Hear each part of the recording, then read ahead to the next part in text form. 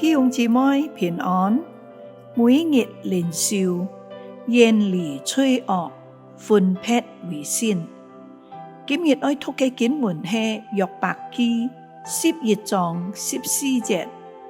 你手裡若有罪孽，就當嚴嚴地除掉，也不用非義處在你帳棚之中。小故事就講到，有一個人處在做皮嘅工匠隔離，因為人受唔到愛條皮革嘅臭味，所以就常常逼一隻皮革匠搬屋卡。皮革匠口頭上答應佢，但係卻一日一日嘅拖延下去，咁樣就過去好久。一隻人慢慢也見習慣佢愛皮嘅氣味，所以也唔再請一隻皮革匠嘅麻煩佢。我就來默想，當嘴成為習慣嘅時候，我哋就會失去對嘴嘅敏感度。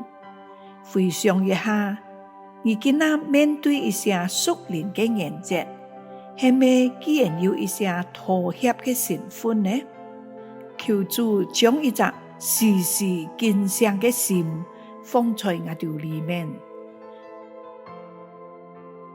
我哋一齊來禱告，聖潔尊嚴嘅上帝，我哋既然蒙愛救贖，就當尊主為大，行在正道上。主啊，求你潔淨我哋嘅心思意念，保守我哋唔從惡人嘅計謀，唔參罪人嘅套路，幫助我哋遠離罪惡，免得受害試探和攻擊，愛單單喜愛耶和華嘅律法，成為有福嘅人。